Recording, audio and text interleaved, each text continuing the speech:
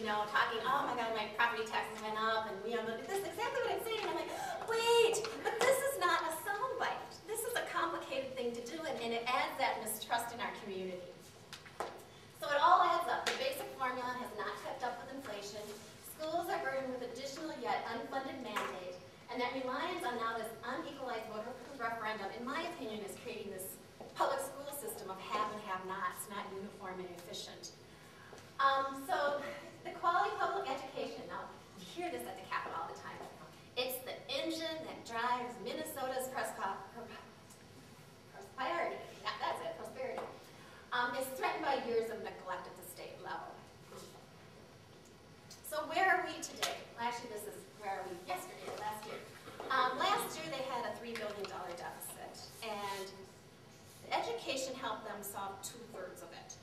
Because what they did is they borrowed $2 billion from our schools.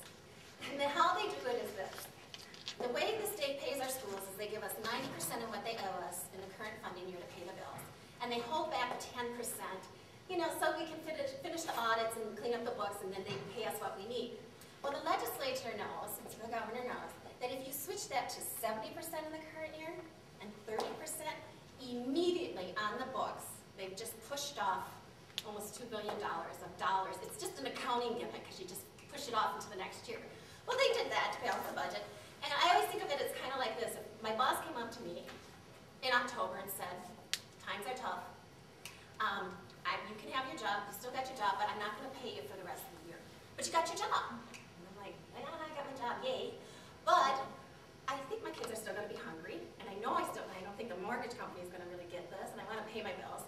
So what happens if I'm lucky?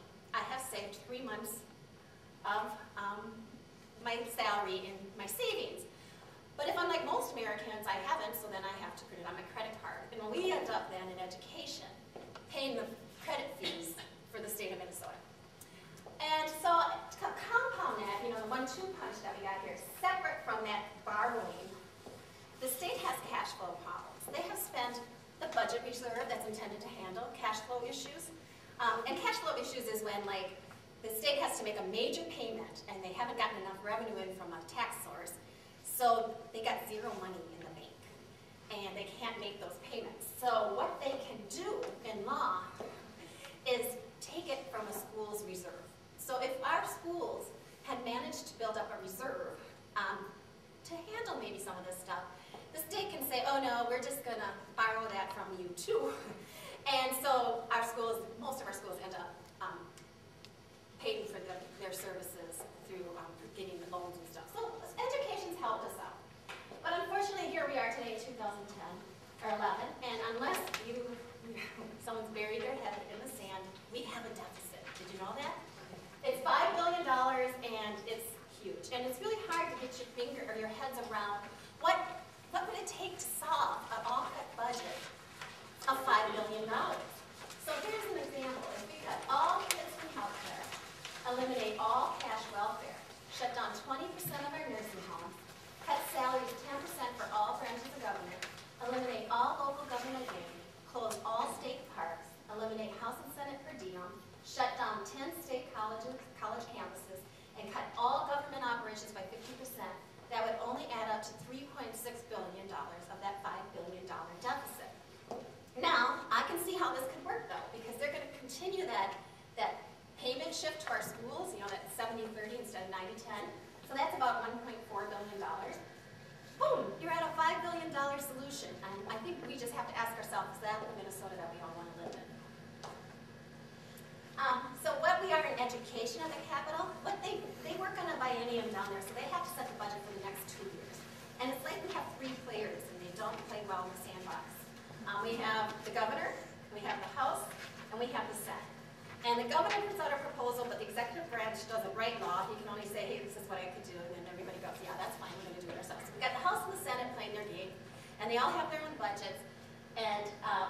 And what they do in each major area of government, like transportation and education, they roll a ton of bills into one big omnibus bill, and they push it through.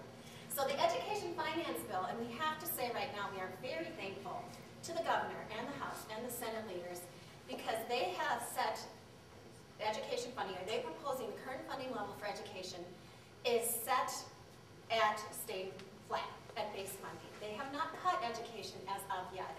sure how likely that is to stay. But they all admit that education is a priority to Minnesota. But how they go about what they do within these bills is what we call the omnibus bills. And I got to tell you that we are so thankful for the current funding levels, but the House's version of their omnibus bill has so much more reform. It's, like I said, you know what reform is? It quickly turns into unfunded mandates. And so reform's fabulous, but to make it work, you fund it, and then it works. They're not doing the funding part, and so my message to legislators is, in tough economic times, you have to hold off on this reform until you can pay for it. And we're not seeing that. So if you have, the other thing is, they're increasing the formula. We're going to see an increase in the formula under the House and the Senate plans. Unfortunately, remember when I told you about that 4.6 inflationary growth factor in special ed? They've eliminated that. And they're using that money to fund a formula increase. So they've gone back to roll-ins, which they haven't done for a few years. So it's really misleading to tell everybody out in our communities and everybody in Minnesota that our schools are getting more money when they're merely shifting it from our special education kids. So those are the things that when we talk to our legislators, say, thank you very much for keeping this funding level, and now that you've seen that we can all get there, we expect it. And we don't want to lose it in final negotiations. But please be aware of, you're not giving us funding increases, you're shifting special education dollars. And please be aware that all that reform in your bills costs money. And if you're going to do that, it's unfunded mandates. Please, please be cautious. So that's kind of where we are. There is a growing push at the legislature, at least what we're hearing, that they want to, there are some of the new Republican members really want to shrink government and spending more. And that is what they want to do, and they feel like that the current proposals do not cut it enough.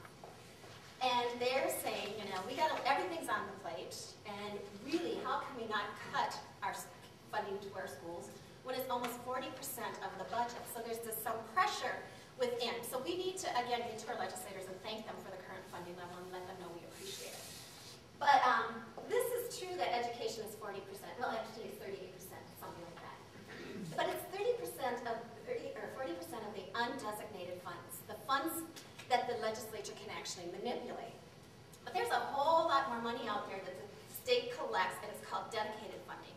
For example, the gas tax and the license fees all go to transportation. I mean, there's health impact fees and health access fees, and that goes to Health and Human Services. And there's the DNR gets all the hunting and fishing fees, and in fact, we ourselves voted in a sales increase through the Legacy Act a few years ago that goes to what we lovingly call arts and parks.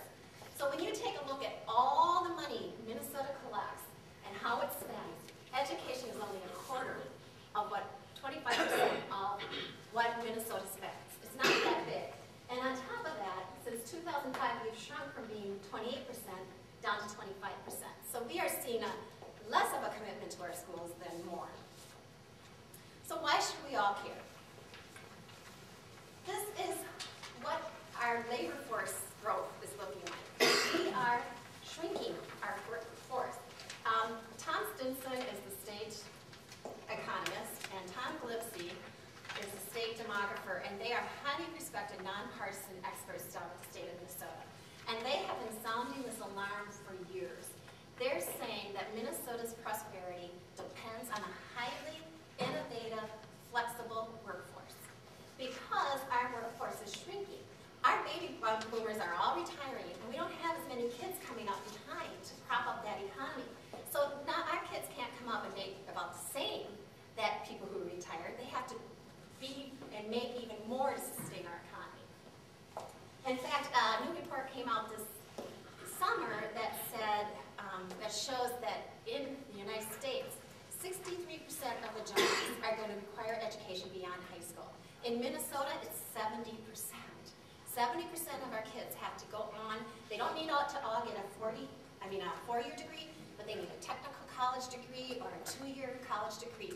Those manufacturing jobs that you can walk into with that high school degree are gone, and they're not coming back. So that's really important. And I like to show this because fundamentally, education doesn't just equal success for individuals, but it's also equal to prosperity for Minnesota. Because this is the level of, okay, you get high school, and then you get high school, and you get a little college, and all the way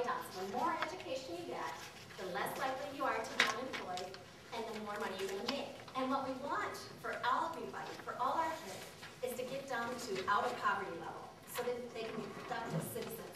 And that line has dropped and keeps dropping. And we have to have our kids more prepared. We have a big challenge ahead of us.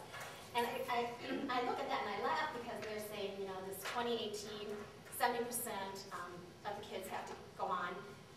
Those kids are sitting in 5th grade right now.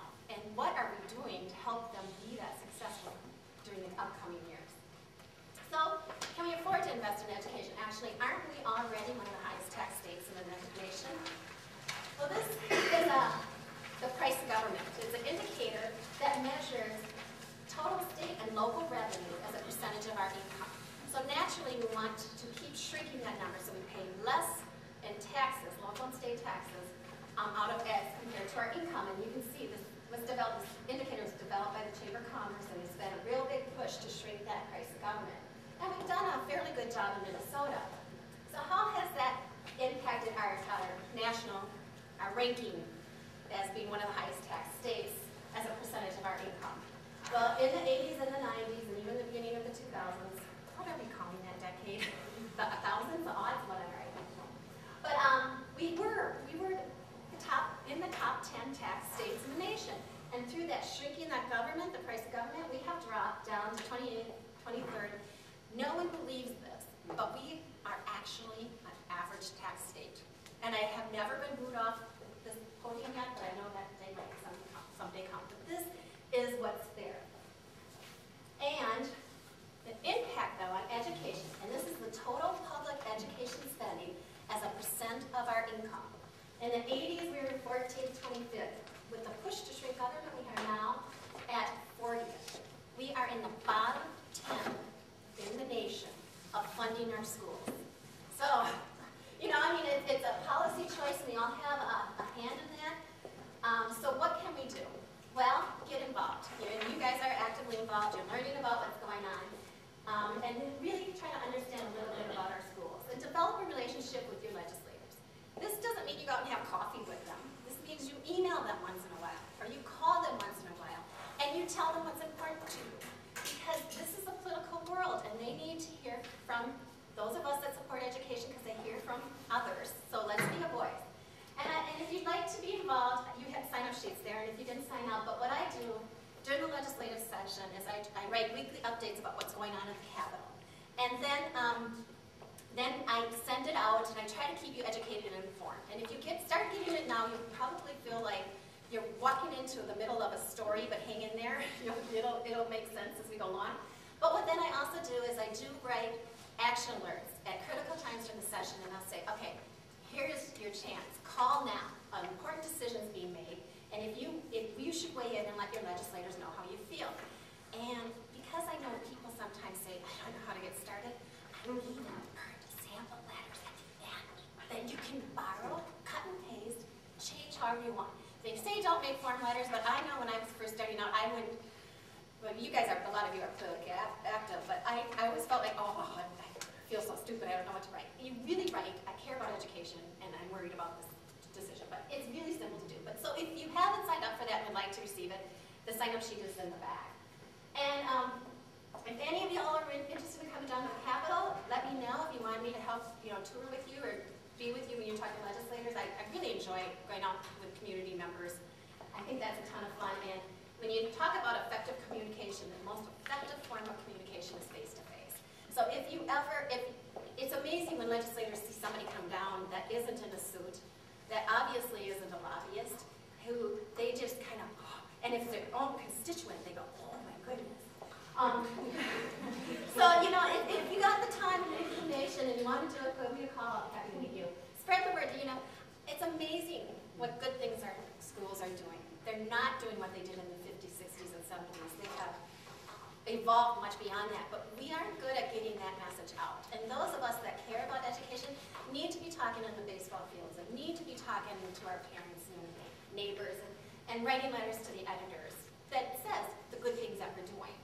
Support local referendums. Unfortunately, for the next 2-4 years, there's going to be no state increase funding for our schools, and costs continue to rise. I mean, look at gas. So if we want to continue to fund our schools without drastic cuts, we might have to really be looking at that local referendum. And in 2 years, it's a year now, isn't it? 2012, everybody in the state of Minnesota, every legislator except the governor, is up for re-election. So I would encourage you to go to forums, candidate forums and stuff like that and say, okay, what's your stance on education, and find out what they need. It was kind of funny, I read an article by David Jennings. No, I keep saying that's the guy. He was a superintendent in Chaska. Oh, I got it right. Also was the Speaker of the House. He was the Speaker of the House, and he has an article about encouraging people to go to the making whatever issue is important to you, go to candidate forums. He goes, interestingly enough, people think legislators lie to you, but they don't. We just don't listen to what they're saying. So when they make promises to you, they're probably going to keep them in a way. So he really does encourage you to, go out and find out what's going on and let people know what's important to their constituents. So I did want to also say the interesting thing about communicating. Most legislators, the best way to, easiest way to, is emailing. Especially when they're in session, they're trapped. Every one of them has a laptop in front of them, and they got nothing to do. So if you want to email them during a legislative session, I hear back from them pretty darn quick. But what's interesting to me is I still hear from them. They say if they get 10 emails, just 10, on one subject, they really perk up. That's noise to them. 10. So that goes to show how people really don't do this. So everybody thinks everybody else is writing all these emails and you'd be noise. No, we need you to be noise. So I would encourage you to get involved and be aware that some really important decisions are being made down at the state level. So I'm going to wrap up there. And I know I've given you a lot of information, but if you have any questions, I'd be happy to answer them.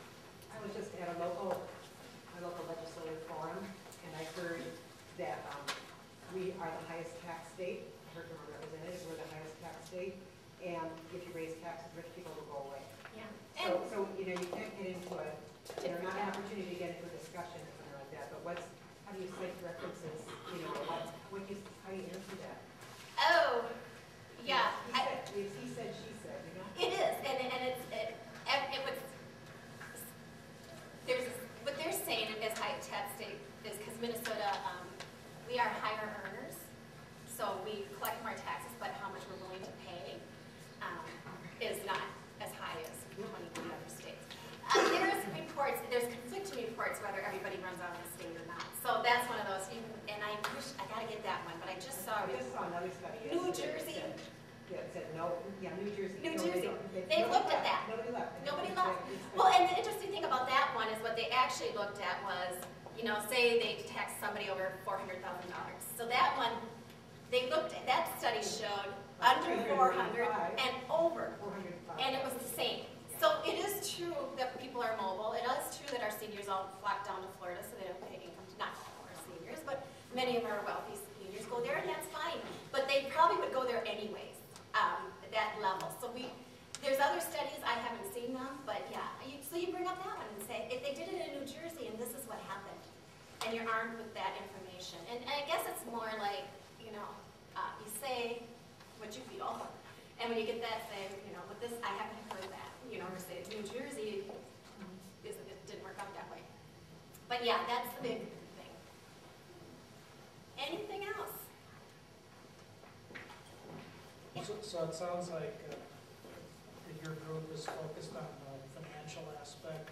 If funding was at the levels and exceeded or met inflation over the years, in your group's mind, is there any other issues, or would education be perfect? Oh, Is the lack of funds really the key issue? We would have no issues with education in the state if that was